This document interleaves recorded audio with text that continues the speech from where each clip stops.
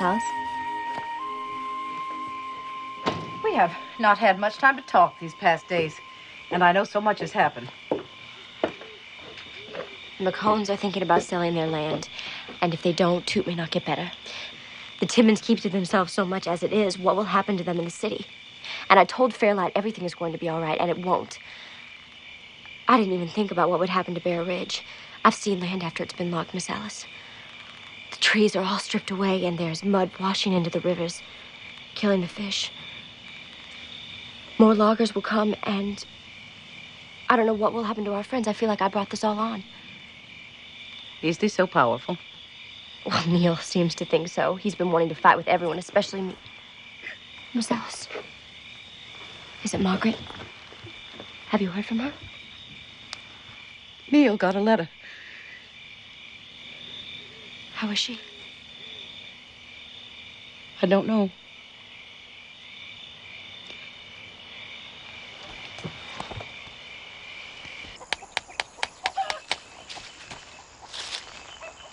You stop liking my morning biscuits, Jeb Spencer? No, ma'am. You were sleeping like a baby. Didn't have a heart to wake you. First night's sleep you've had in a while. Maybe the preacher's words drove them dreams of yours off for good. Oh, I still got my worries, Jeb. What with Opal and Tom maybe leaving the cove and...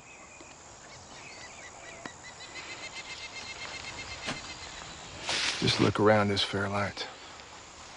I reckon we got ourselves the finest place a body could ever find. There's a heap of work, though. I've been thinking, if we want to get these new hives ready come spring, I'm gonna need some help. Reckon I might even need a partner to do it right. You wouldn't know anybody who might be interested, would you? I might. Of course, having a partner means sharing the earnings. Might set us back a spell. We can manage.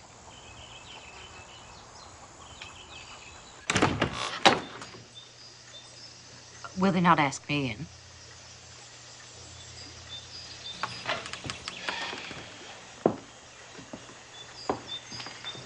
How's the eye? Is this a medical visit? No. I came to return this.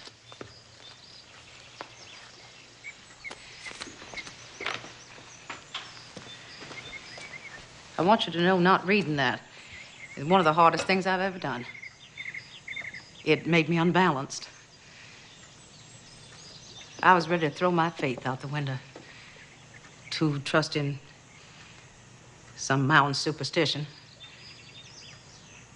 It's terrifying how easily I can forget everything when it comes to my daughter. And it has always been that way. So I am asking for your help. Oh, I wish they could see that face. Alice, I've always felt that we shared a respect for one another's medical abilities, but I've never ever seen us as friends. I'm afraid that is my fault as well. First, I was angry at you for taking my daughter away, and then I blamed you for her unhappiness.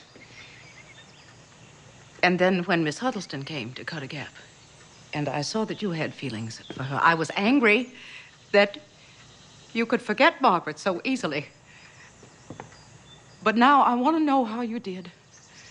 I know that I must learn to let go of her because the pain of hoping.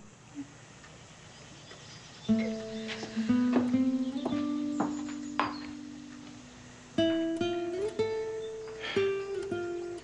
never let her go as much as you think. As much as I thought. I was even planning on sending her the money.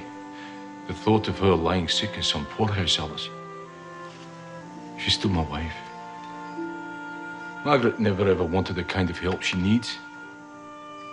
I've always thought of myself as a healer, but there are some things I can't make better. and neither can you, Alice.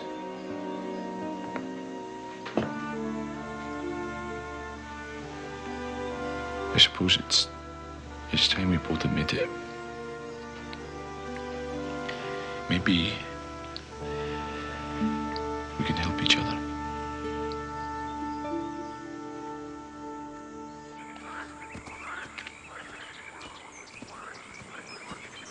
Mr. and Mr. McCone, hello. So good to see you again. Please, please.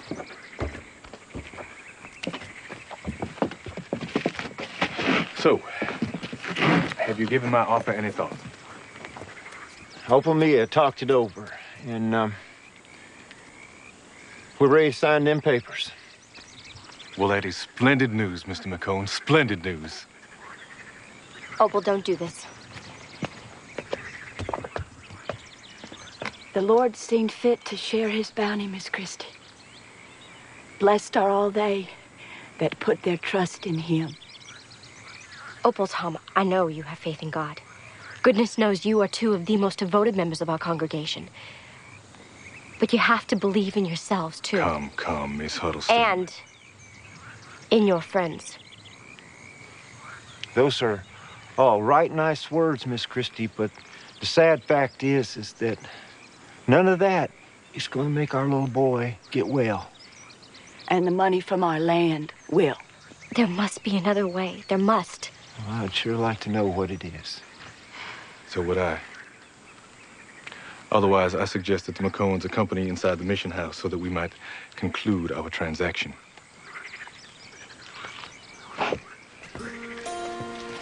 Afternoon, all.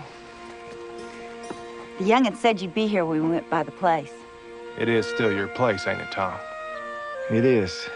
Glad to hear that. Jeb and me, we like our partners to be close by. Partners? Where y'all getting at? We would like for you and Opal to come into the honey business with us, Tom. Of course, that means staying here in the cove, where you always been.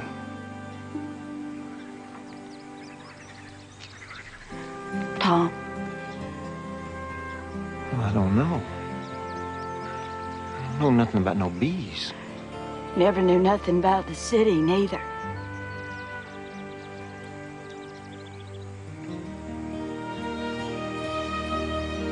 Well, I reckon we could give it a try. Then you got yourself a sealed bargain, partner. Partner.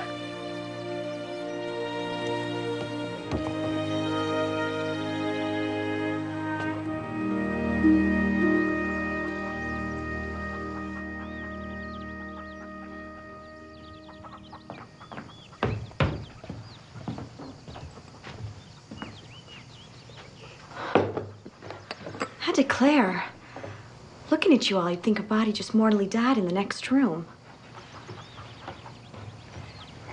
Would you want more biscuits, Mr. Stone? Yes, thank you. Excuse me.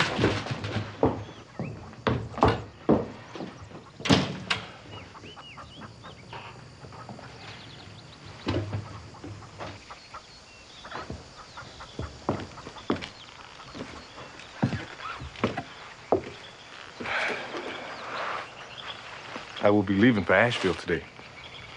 If you have any messages.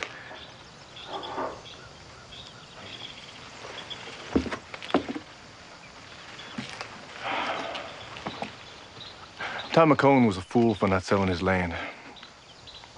Thank goodness that his neighbor, Mr. Timmons, had more sense. My men will be out next week to move them. I thought you really cared about these people. You can't stop progress, Christy. I used to think that. The school won't be needing any more of your donations. We will manage just fine.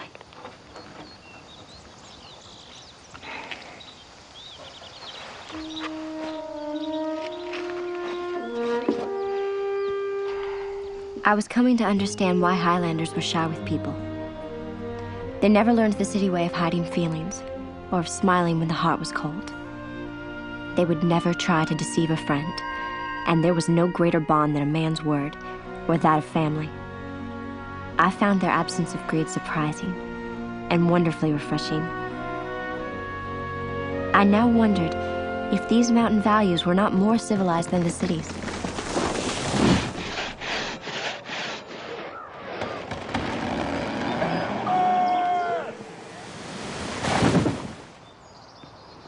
That'd be the Timmins trees.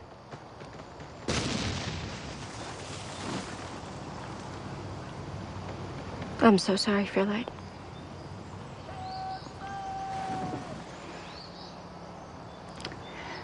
I still got lots of places left to show you, Christy.